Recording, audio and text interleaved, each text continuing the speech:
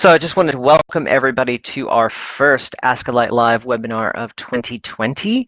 And today we've got with us Michael Cowling, who is a member of the ASCILITE Executive and the Portfolio Manager for the ASCILITE Community Mentoring Program for 2020. So without further ado, I'm going to turn it over to Michael, who's going to tell us more about the program and answer any questions you might have. Excellent. Thanks for that, David. So yes, indeed, portfolio manager. I quite like portfolio manager. Sometimes people say chair. I feel like that's a bit much. So I like portfolio manager, or I sometimes say coordinator of the community mentoring program this year. So these slides, I am going to say first and foremost, I have shamelessly stolen these slides from Helen Farley, and Helen Farley ran the program the year before last, before she went over to New Zealand, where she now works for the correctional department in New Zealand. But I emailed Helen, and she still checks her email, and she sent me these slides, and I had to use them. And you'll see why as we go through, because there are lots of great pictures of little animals and things in these slides. But she was the one that called it getting your hands dirty and learning lots. And really that's what this mentoring program is all about. And when we talk about learning lots, we're not just talking about mentees learning a lot, we're also talking about mentors learning a lot. And the literature in general actually suggests that mentors often get almost as much out of mentoring as the mentees do. And I can tell you, as having been both a mentor and a mentee in this community mentoring program over the last 3 years, that is indeed the case. You will get a lot out of it regardless of whether you're a mentor or a mentee. So Helen Farley and also Sue Gregory, who's now our Vice President of the ASCILITE Executive, but also run this program for a number of years. They are our mentors, my mentors, for talking you through this presentation, and for me running the community mentoring program, which I am in conjunction with Kwong Nui Sim, who you'll see her name there on the slide, who is in New Zealand, who's going to help me with matching up our mentors and our mentees and getting everything going. So that's where we are. And this program's been around for quite a while, and I think it's quite popular for ASCILITE as a program. So I guess the first thing I need to tell you is what is it? Well, basically what we're interested in doing is we're interested in involving participants in a professional mentoring relationship. So we want you to work together with a mentor and learn something. And that something that you could learn could be anything. And in fact, when you fill out the forms for the mentoring program as either a mentee or a mentor, you indicate to us what you're interested in. Are you interested in learning how to publish academic papers? Are you interested in understanding how to pick the right journal? Are you interested in knowing what grants are available or how to apply for a grant? Maybe you're interested in not doing academic work. Maybe interested in doing engagement activities. You want to be paired with somebody to talk about engaging and bringing in the community for some sort of activity, like for instance the STEM activities they do at QUT, for example.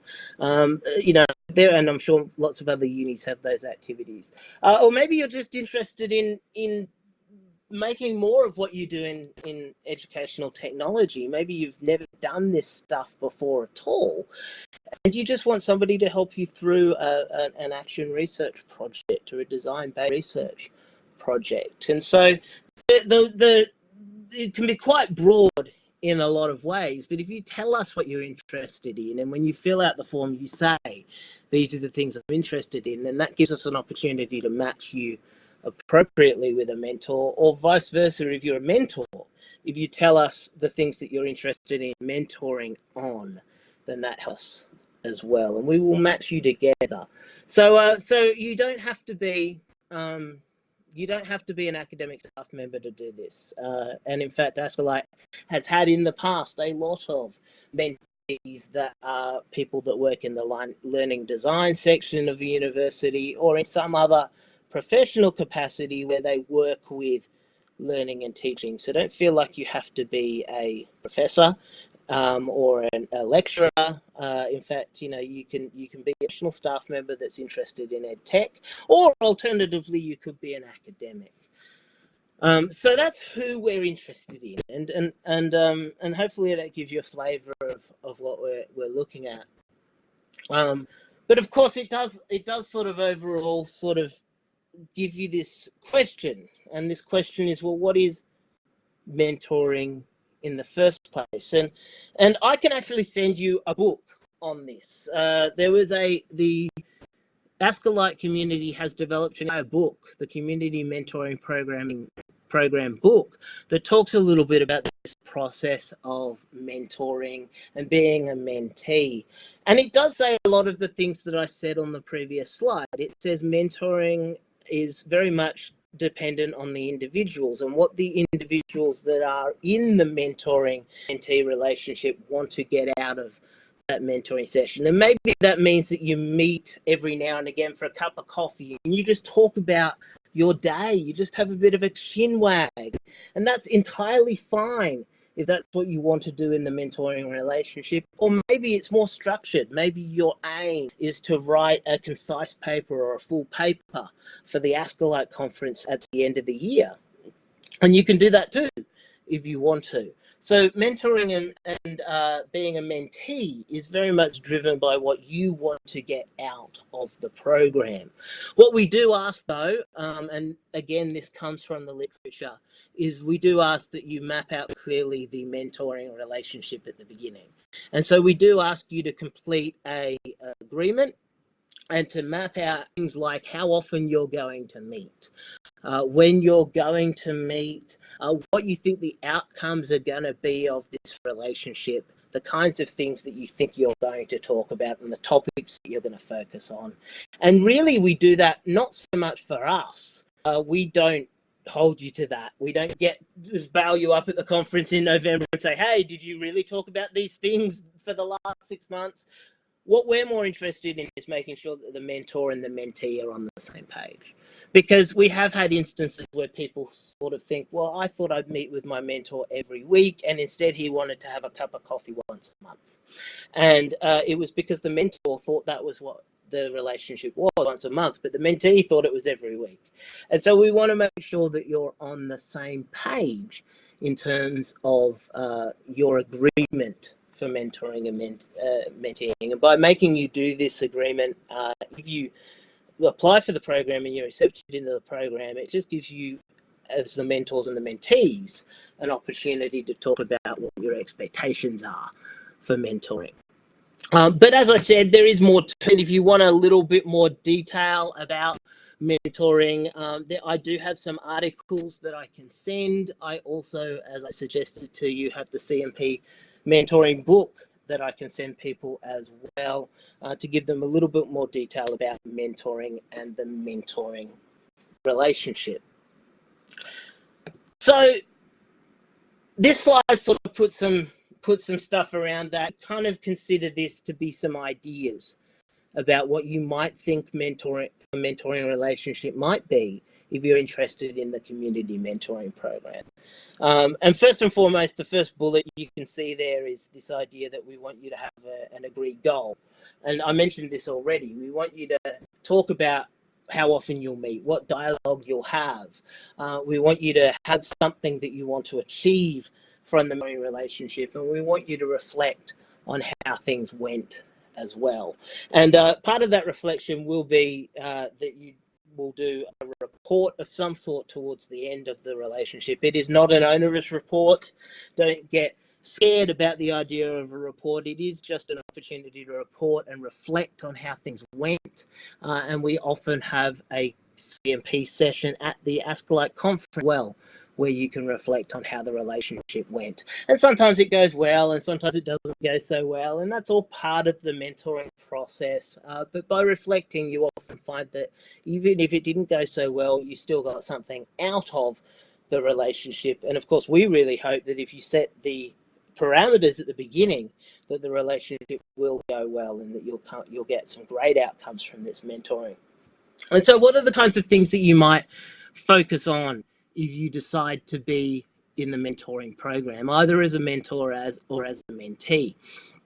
Well, you might be interested in, as I suggested, more academic practice. You might be interested in trying something in your classroom. You might be interested in applying some particular type of pedagogy or some particular process to your classroom, and you're interested in exploring that, and you want a mentor to help you with doing that. And in fact, my first experience in the community mentoring program personally was around this idea. My mentor, I was a mentee, and my mentor was Karina Bosu, and Karina is interested in open educational practice. And so Karina and I worked together to develop resources that implemented the ideals of open educational practice. And so we focus very much on academic practice. And I'm happy to say that I still have a relationship with Karina, even though she's gone to the UK. We still work together often. And in fact, I am one of the co-champions of the Open Educational Practice Special Interest Group here at ASCILITE. And the reason I got that role is because I started with Karina as my mentor many years ago. Well, not many years ago, a few years ago. So you might be interested in that idea of practice. Maybe it's authentic assessment, maybe it's flipped classrooms, maybe, who knows, one of those ideas that you want to try. Maybe you already have one of those ideas and you want to conduct some research. And we have a lot of mentees that say, I can do the practice.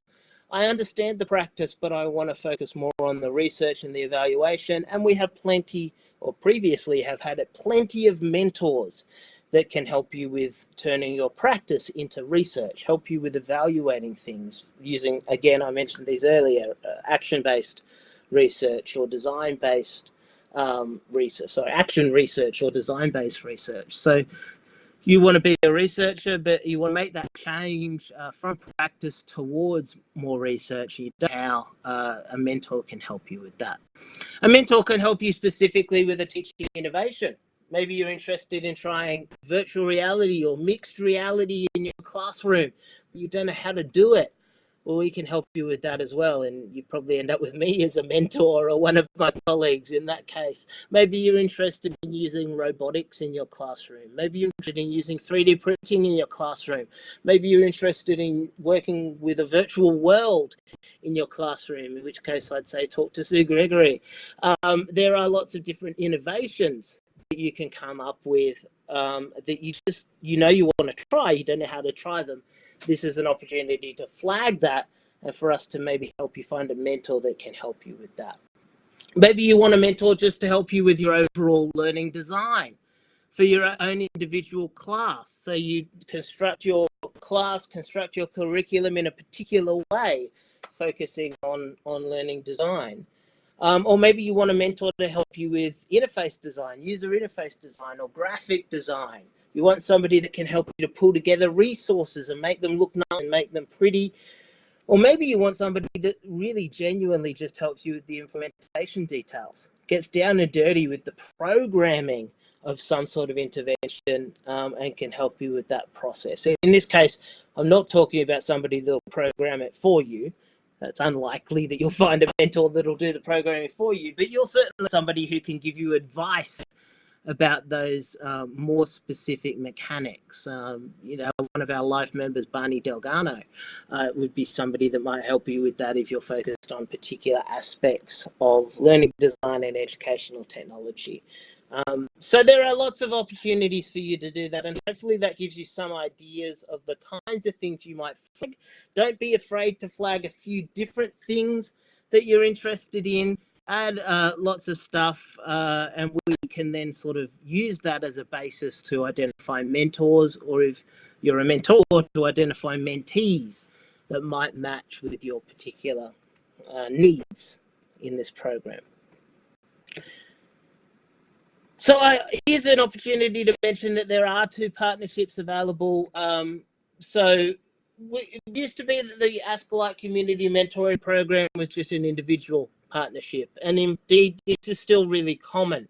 We have an individual mentor, one person that works with an individual mentee, on a particular project. And I've been involved in the program for 3 years, and 2 of the 3 that I was involved in were this kind of model. So it is still overwhelmingly common for us to do it this way. But we are experimenting more and spending more time with a community or group-based model over the last few years, and that's where we have several mentees working collaboratively with often several mentors on projects that are related to a negotiated overall theme. And if we see these kinds of synergies when you submit your application, we might make this proposal.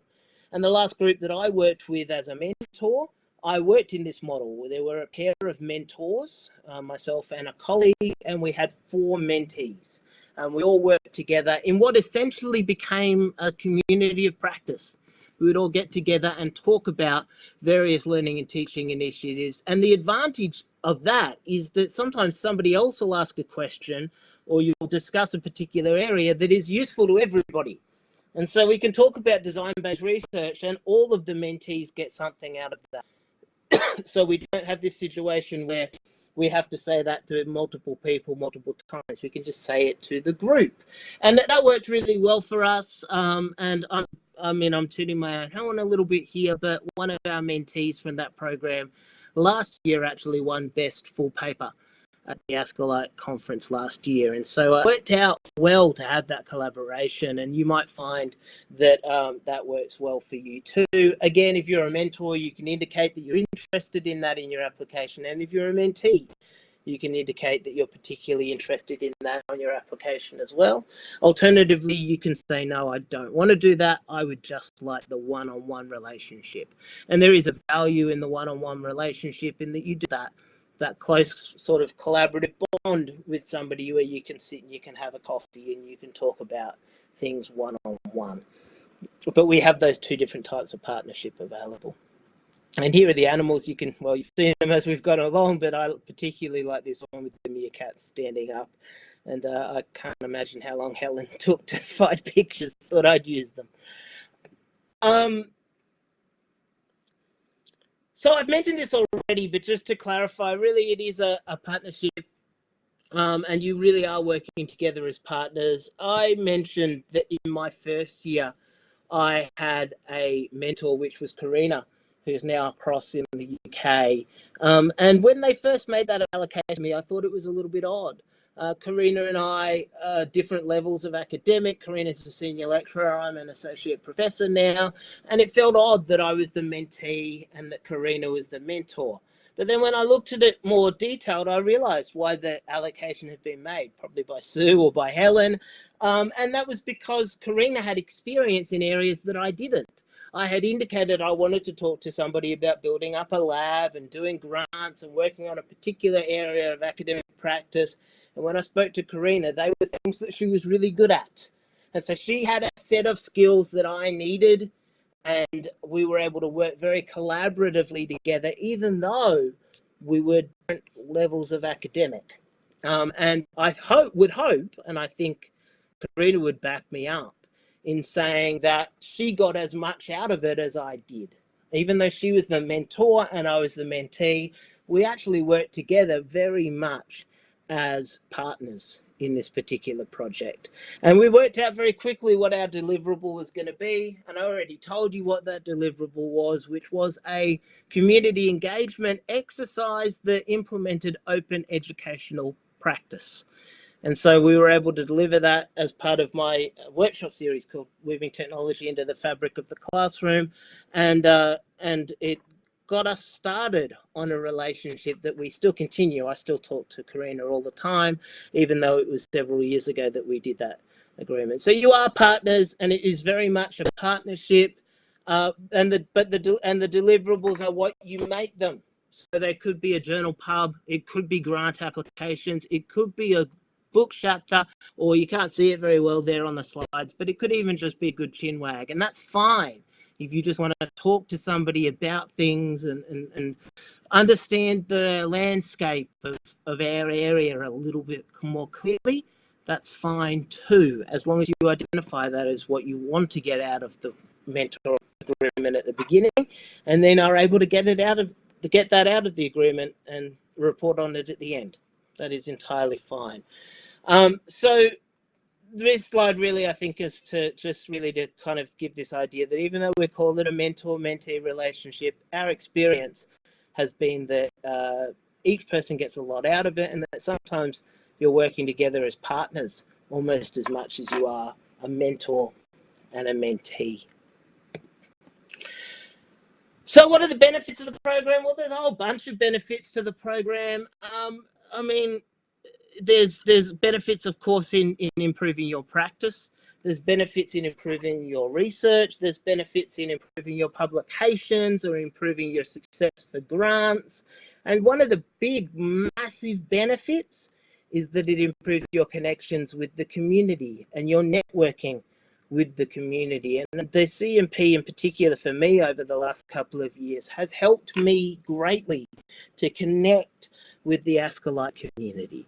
And that's been really valuable to me, not just as a mentor or a mentee, but more generally for me in my career. I've gotten to know people that are part of the community, and being part of the CMP gets you to talk to a mentor, and it also gets you access to that networking resources of other people that you might talk to as well. And so the connections with other people in the networking can't be understated. But let's be honest, and this slide actually has a really nice animation that Blackboard has entirely stolen from me. But let's be honest, the main reason that, or not the main reason, one of the key benefits of the community mentoring program is that it gives you 50% off the ASCILITE conference registration. So if you are a mentor or a mentee and you want to come to the conference this year, then you will get the registration for half price. And that happens every year that you are a mentor, as long as you mentor somebody different. If you decide that you want to mentor somebody for more than just the year that we give you, then that is entirely fine. You can do that, but we won't give you 50% off the registration in subsequent years. So if you mentor somebody for 3 years, then you only get 50% off in the first year. But if you sign up as a mentor year on year, and each year you get some new mentees, well then we will give you 50% off each year that you are a mentor. We only give you 50% off as a mentee once, though. So once you've been a mentee, then you can be a mentee as many times as you like, but you only get 50% off once, regardless of whether you have different mentors. So that's really nice. It's a really good way to get to the conference on the cheap, and a lot of our mentors and mentees take advantage of that discount so they can come to the conference, and then as part of coming to the conference, they then report on how their community mentoring project actually went. And we almost always have a CMP session as part of the conference where you come along and do a really short presentation. In past years, it's only been a minute or two per mentor-mentee pairing, just to tell us a little bit about how that relationship actually went. So it's great to come along, and that kind of goes back to the networking point that I made earlier, and connect with people at the conference. So you're really interested. Hopefully you go, oh, this sounds really good. I think I could get something out of this. This sounds really fruitful relationship for me. What are the deadlines? Well, the first most important deadline for you is the end of January. I think technically it's the beginning of February. It might be 1st of February, but I wrote end of January on the slides. And that is your deadline for an expression of interest. So if you are interested in being involved in the CMP, either as a mentor or a mentee, you send in your application by the end of January. By early February, we will contact those people that have been successfully paired with a mentor or mentee, and we will give them an indication of how they of what that pairing was. And then by mid-February 2020, we expect that you will have done that mentoring agreement that we talked about, and you'll have agreed on how often you're going to meet, where you're going to meet, what you expect to get out of this particular process. And that then gives you about 6 months, maybe closer to 9 months these days, to actually work on the mentoring-mentee relationship and to do what you said in the agreement and catch up for a coffee every couple of weeks or dial into a Zoom meeting or whatever it is you said you were going to do, and to work towards those goals for that agreement for November. In mid-November, I will email everybody and ask them to report on how they went with their particular agreement, and we'll ask you to do an end-of-year report. Again, that report is not arduous at all. In fact, usually it's just email us back and tell us how things went, and could you please produce a slide of some sort that we can use at the conference, a single slide usually. And then at the end of November, we have the actual ASCILITE conference, which is down at UNE, the University of New England this year. And as I said, we often have a presentation to the ASCILITE conference during the conference session, a full paper 30-minute session where we present those slides that you sent me in mid-November and talk about how things went. And we almost always have a community mentoring program dinner as well, where we drag people along to dinner on the Monday night, the night that is usually an eat-around night, and we all get an opportunity to kind of socialise and talk to everybody, and that's really nice. It's always really great to catch up with everybody informally and see how things went. And you'll see up there on the top right-hand side, our little kitty is wondering whether he can do it for more than a year, and I kind of addressed that already. The answer is yes. If you're listening to this presentation and you've been a mentee and you'd like to be a mentor, I'd love you to move from mentee to mentor. That would be great. If you've been a mentor before and you wonder whether or not you can be a mentor again, the answer is yes, you certainly can, and we would love you to come back as a mentor for a subsequent year. And as I said to you, as long as you have a new mentee, my understanding is that you get the 50% off every year that you have a new mentee. So you can certainly do it for more than a year, and we would encourage you to do it for more than a year. Do it more than once if that's something that you're interested in doing. But do bear in mind that it does require a commitment. So before you fill out those forms, just bear in mind that you are committing to this mentor-mentee relationship, and that does mean that you are committing to meeting somebody every week or every fortnight or every month. You are committing to sitting down with somebody and having a coffee with them. You are committing to meet those goals, whatever those goals might be for that period between February and November. So you do need to be committed to spending the time. And if you don't have the time, that's fine.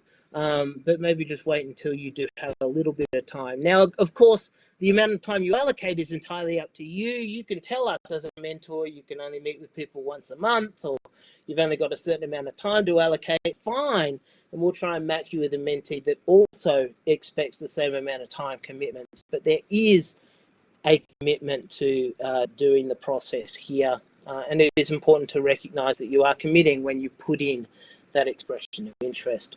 But I do want to say, and Helen said this last year when she did this webinar, ultimately it is a lot of fun.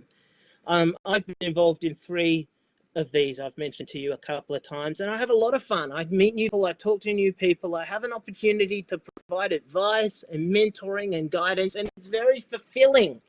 It's great to have these relationships and to talk to people, and I really enjoy it. So even though it does require commitment, I don't want to scare you away. You should certainly commit to it if you want that fulfilling relationship. And then I've mentioned already, we do have not an expectation, and you certainly don't have to go to the conference, but we do try and make it so that CMP participants come to our conference, and we do that by giving you a 50% discount to the conference. And then if you come to the conference, we will ask you to present. But I promise it's only for 60 seconds, just one slide, 60 seconds as part of the CMP session, just to tell us how things went. In turn, we'll all go out for dinner and socialise as well. So it is something that we hope you will do at the end of the year. Come to the ASCILITE conference and talk to us. So hopefully I've convinced you that mentoring is for you as a mentee or a mentor. Hopefully I've convinced you that you should be a part of the community mentoring program. But if I haven't, or if you've got any questions at all, then I'm happy for you to give me a call or send me an email. Of course, also ask me during this webinar as well. So all of my details are there on the slides. So you can see there's my phone number, there's my email address. Kwong is also available. So if you're in New Zealand, or even if you just can't get a hold of me, then you can give Kwong a call or send her an email. And Sue, of course, is mentor through this process, so I've put her email address up there for you as well, just in case you want to talk to somebody else that's been involved in the program for a little bit longer.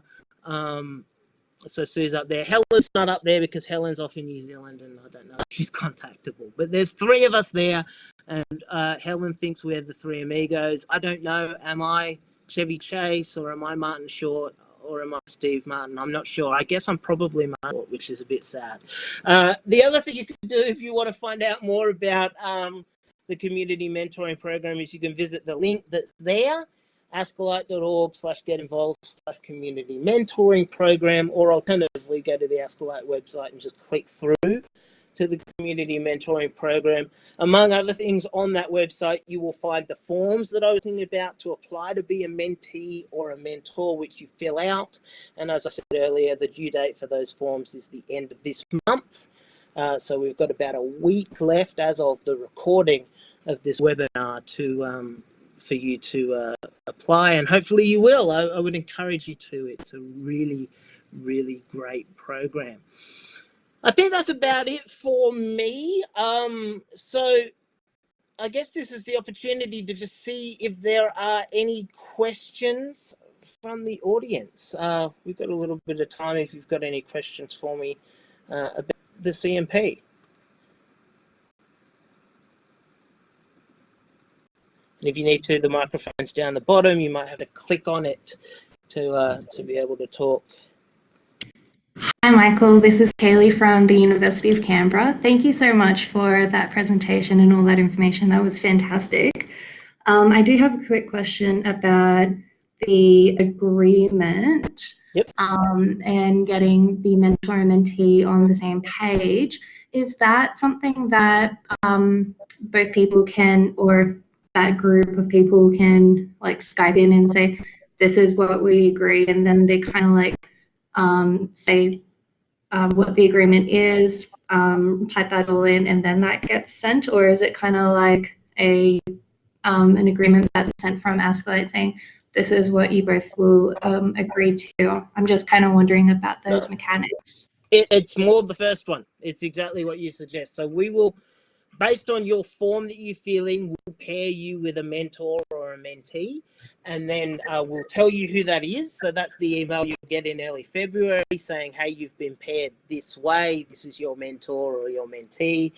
And then you, yes, commonly would email that person, would organize a Zoom or a Skype, and in that first meeting or in the first couple of meetings, you would sit together and you would work up that document and decide whether you're going to meet every week or every fortnight. Are you going to meet face-to-face? Are you going to meet Zoom? And what are the outcomes going to be? So, yeah, it's a very much a collaborative document, and then you email it to us middle of the month. And I'll be honest with you, I don't really check those documents that much. It's more that you've taken the time to sit down with the mentor, the mentees, and work it out. We're more interested in you doing it than in what it actually says. Does that make sense? It does. Thank you. Not a problem at all. So I should also say, talking about that just quickly, that again, I've done this a few times in the past, and one in particular I remember I did, we had an agreement for one set of things that we were going to do in that document, and what we actually ended up doing was something entirely different. And that's okay, because over the course of 6 months or 9 months, you might go, oh, look, we had said we're going to work on a grant application, but actually it's working out better for us just talking about academic practice. Or, you know, we had said we were going to talk about academic practice, but we'd actually really like to try and write a paper. And that's totally fine that it changes. And at the end of the year, when you stand up at the ASCILITE conference, I've heard multiple people say, this is what we thought we were going to do at the beginning. This is what we actually did by the end of it.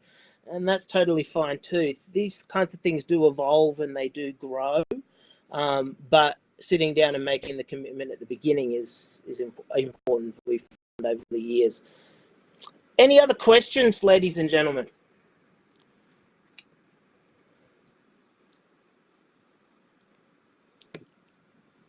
I don't know if there is. So I can see Matt's popping up, but I don't know. Sorry, Michael, can you hear me now? Okay. Well, do you have a question? Yes, I do, yeah. Go for it. Thank you very much for the presentation.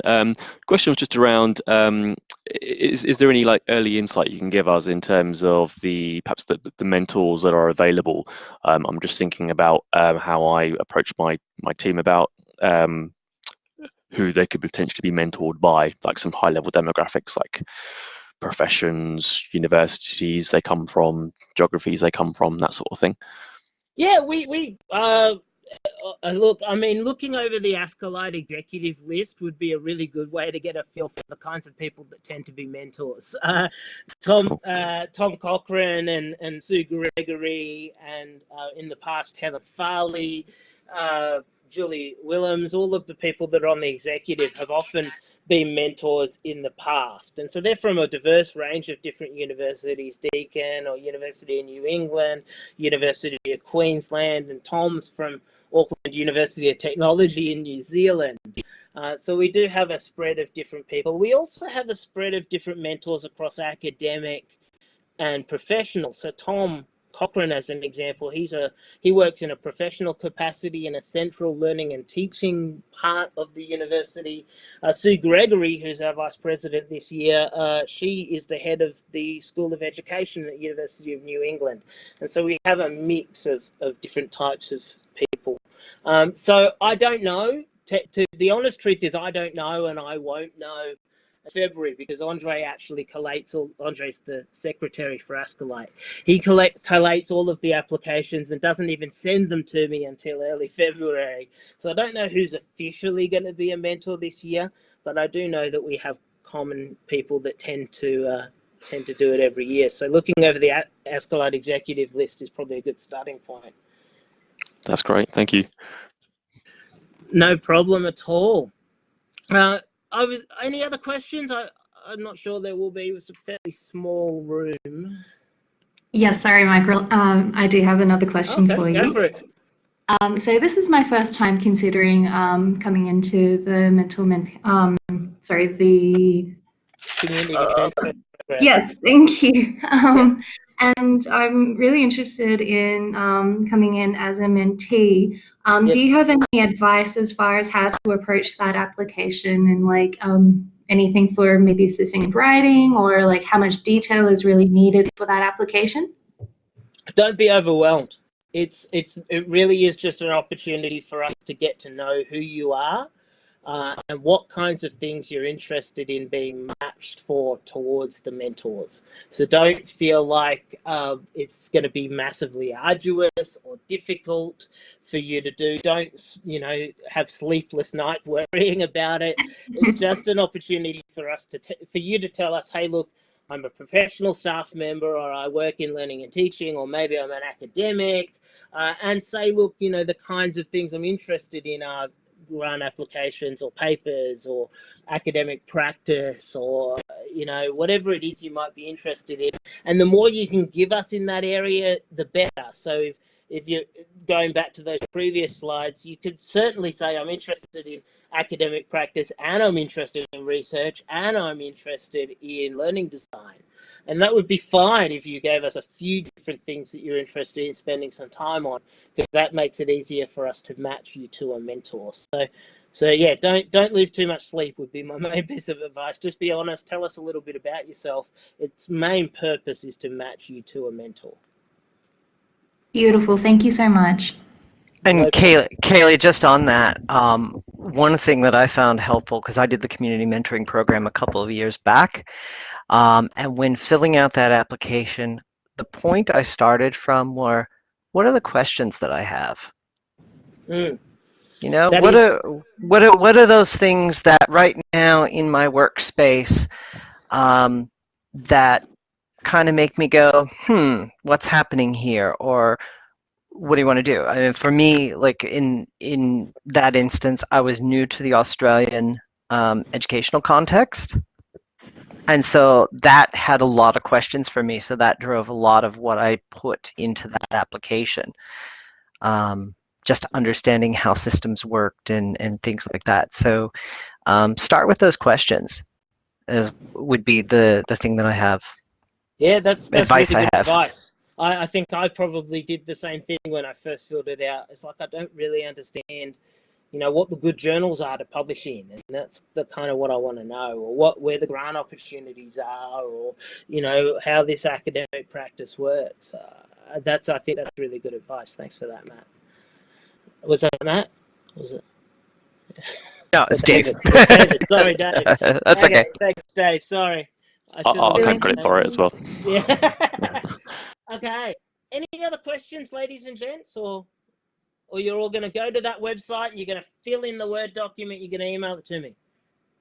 Yeah. No pressure. I sound like a used car salesman, don't I? Okay. Well, if there's no other questions, all I'll say is thank you so much, everybody, for your time. And if you do have any questions, do feel free to give me a call or send me an email. I'm more than happy to have a chat. I'm also happy to have a quick phone conversation or a quick Zoom meeting with anyone that wants a hand before you submit the forms next week. Apart from that, thanks so much for your time and attention. And thank you, Michael, for giving us those insights and presenting that today.